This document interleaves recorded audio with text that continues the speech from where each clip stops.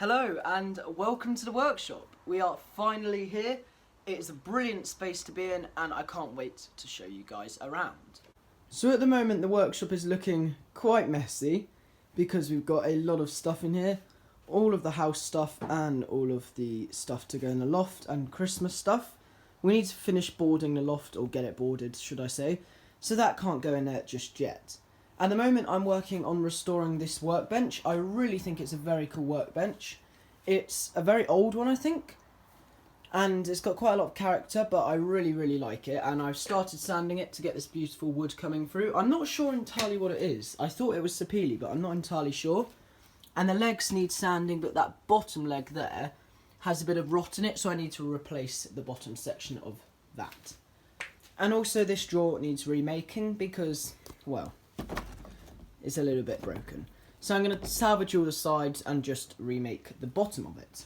And then over here, I've been left with this brilliant metal workbench with a locking cabinet there and a nice drawer there.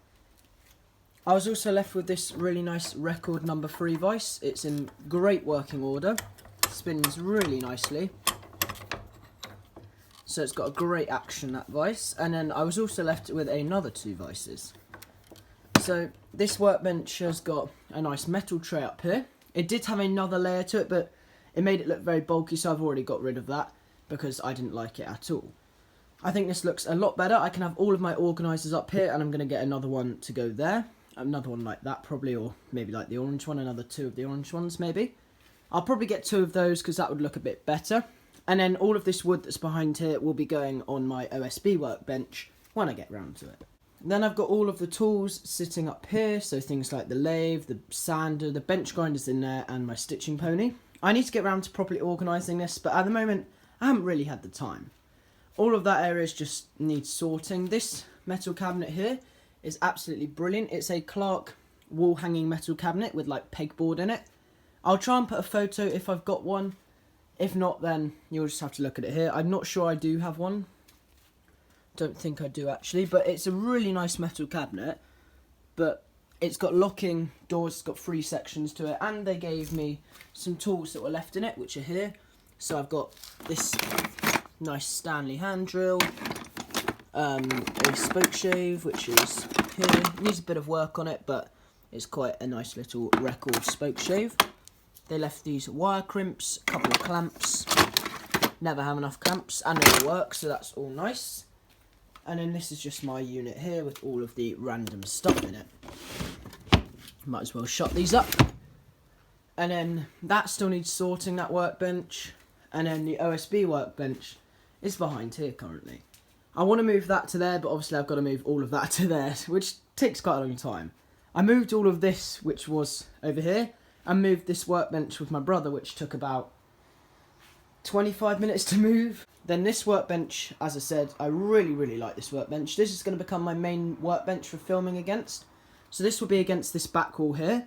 Once this all's been clad, or once all the walls have been cladded with drywall, and then the ones which I want to hang stuff on will be cladded with wood. So this, as I said, is going to be my main filming workbench, permitting I can get it all fixed. Because these are so thin, I'm actually going to get another piece of wood to go across here, a nice piece of sapele or something like that. Or if I can work out exactly what this wood is, I'll get another piece of that to go along this length, because obviously I don't want it falling apart. I mean, it's quite strong. I can put quite a lot of weight on it, and I have sat on this workbench, so it should be fine. And then over here is the other vise that was left. This is a Woden vise, along with another Woden vise that was left. I think this is a really nice vise. It works now. It was in a bit of a sorry state, as in it was a bit tired. It had a lot of greasy bits in it, that sort of like greasy dirt and grime, stuff that shouldn't really be there. Obviously it's supposed to have grease, but not all that horrible grease. And then the same with this workbench vise. This is a woodworking vise. This is a really nice one. This is made by Woden as well. It did have a very stiff action, I guess. It was struggling to turn, so I spent about 45 minutes sort of sorting it all out, oiling all of the moving parts to it. The jaws, unfortunately, are a bit more of a problem, because this bit, this screw I can't get out, and it's jammed in there, which explains why they've cut half of the bottom panel off and clearly glued it underneath it. because I wondered why it had been cut perfectly. It's clearly been cut in half. That's why, because this screw won't come out. So I'll glue that back on, but I might make some new vice inserts. The only issue is, as well, this vice hasn't actually been put square to the table. So I might try and fix that, or I might leave it as a bit of character. I don't really mind. I'm not too fussed by it. And then it's got a quick release, like that.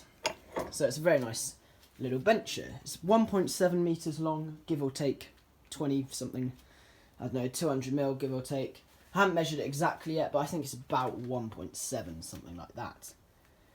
And then the mortise and tenons could do with a little bit of a fix, so I need to screw those in, bolt those in, and glue them up. Or I might do another technique, which I can't remember the name of, but Ben suggested it to me, so I might give that a go on some of them as well. So the job for tomorrow is to finish sanding this. Pretty much the whole week will be sanding and fixing this. I've got a friend hopefully coming around on Friday, so we might be able to fix some of the more difficult parts that require 2 people, whereas I can do the simple sanding part. I'm going to be getting another sander, a random orbit sander by Bosch, just to help me along, because this one is really great, but it'd be good to have 2 for doing bigger things like this. So now let's move on to talking about the plans for this workshop. So apologies for there not being very many videos at the moment. Clearly I only moved in a few days ago, so it's a bit hectic at the moment with sorting everything out. So what I plan on getting done in this workshop is the first thing will be getting all of these walls cladded, electrics done when necessary. I've got 2 lights above me on this ceiling. They're nice strip lights and they work really well. It's, I don't know what time it is, sometime past 8 o'clock. So it's pitch black outside and the lights are working really well. I've got the garage door open at the moment, so that I can see what's going on outside, which is quite nice. I quite like being able to have the garage door open and still be able to sit in here and do things. It's got a remote control, the garage door, I think it's in my pocket. Yeah, it is. It's got a remote control to it, so I can close the garage door and then I can still be in here and open and close it, which is quite nice. But I am going to be building an internal door system, so it will essentially be like Rag and Bone Brown's door. So the easiest way to describe it is building a stud wall from one end of the wall to the other with 2 internal doors, so that you can have the garage door wide open and still be able to get in and out without every time you go into the house having to close the garage door, put it back up. And it also makes things like safety a lot easier. So say for example, hopefully it won't ever happen, that I chopped a finger off on the bandsaw or something like that and I quickly need to get inside, or I've got the first aid kit in here, but say I need to get inside, I don't know, to ask for help or something like that. I don't want to have to get the garage door open because it takes longer than it would to open a normal door. So by adding one of those doors across, it will make a lot more sense. I know it probably doesn't make much sense what I'm explaining at the moment, but in next upcoming videos I'll do a whole detailed video about what I'm going to do, how I'm going to do it, and then we'll actually build it. But essentially it's going to be a stud wall from one end to the other with 2 little internal doors in the middle, and then I'll have things like design and make wood turners blend posters all on the walls and lots of things like that. So in terms of the other things that need doing in this workshop, as you can see there is drain pipes inside this workshop which run to all of the sinks and things like that upstairs. So if you ever do hear running water or things like that, that's why. I can't do anything about that, you're just going to have to deal with it because I'm not going to remove the pipes and move those somewhere else, obviously. At the end of the day, the house is the main priority, not the workshop. But I really, really like this workshop. I think it's great space, it's got a lot of potential and I can't wait to get started. I've got 2 huge sheets of plywood to the side of me now, and I'm going to be using those to make 2 L-shaped workbenches, which will be like that. Well, 1 and then 1, so they'll join up to make 1 L-shaped workbench. I think that will probably go in that corner over there, not this corner because obviously you've got the drain pipe to contend with. And all of this Christmas stuff will go up in a loft once we've got that boarded up. So for now it will probably be in here for a month or 2, I don't know how long, but quite frankly it will be absolutely usable because I'm just going to move all that to this side, so then I'll have that whole side for the workshop plus 3/4 of the space in the garage, which is still a lot bigger than my current workshop. But I'm hoping to have this space properly done, all cladded and everything by latest January, something like that. So I think that's a pretty ambitious task to get done, but I think it's possible. The metal workbench that they left I'm really happy about. I think that'd be a huge addition to the workshop and will save me a lot of money because obviously workbenches are expensive, and that's a I think it's 6 foot long workbench. So that's going to save me a lot of money in wood and materials because I won't have to build another workbench. And given I will also have those 2 bits of plywood, that's going to save me some money as well. And this workbench is absolutely brilliant. I really love this workbench. It's in a very sorry state. It was left at the bottom of the garden in a small, I guess it's a garage, like a concrete shed thing at the bottom of the garden. Clearly hadn't been used for at least 10 years. I mean, it was all covered in cobwebs, the drawer was broken. It hasn't been used for a long time, so I want to sort of get this up and running and get it as my main workbench for the videos. One thing I think is really cool about this workbench is it has this little metal, it's actually called a bench stop, I think is the word, so you can use it when you're using a plane. So I'm going to show you how this works now. So essentially what happens is, say I wanted to plane this piece of MDF. No one's ever going to plane a piece of MDF, but just for example, hopefully you can see this is raising up now. So we're going to raise it to about, that will do. And then you push the piece of wood up against it. This metal should be flat with the workbench, I just need to sort that out, like so. And as you can see, it now stops this from going anywhere. And then you can obviously do all your planing without having to clamp it down and everything. So this is a really genius bit of kit. It's on a spring system like that.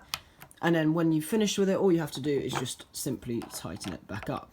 I'm a big fan of this and I think it's rather cool. It was, again, in a sorry state. It didn't even work, so I had to fix all that, oil it, get it all working, clean out the inside, which was covered in sawdust because obviously this has been carved out by hand by somebody.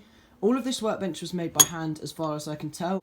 If anyone's interested, here's some more detail about this little bench hook. It's called Toga, this one. And the thing you actually need to look up is the part number if you're interested. Part number 598219. That's how I found out what it was used for, because I had absolutely no clue. So the plan is to finish this restoration, and then the next job will be starting to build the workbenches and getting things like that sorted.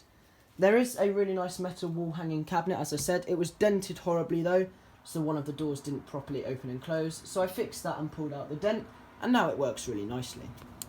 Well, I hope you've enjoyed watching this workshop vlog, and I hope you're excited for what's going to happen with this channel. I think it's going to be a great journey to follow along on, and I'm really excited to get going.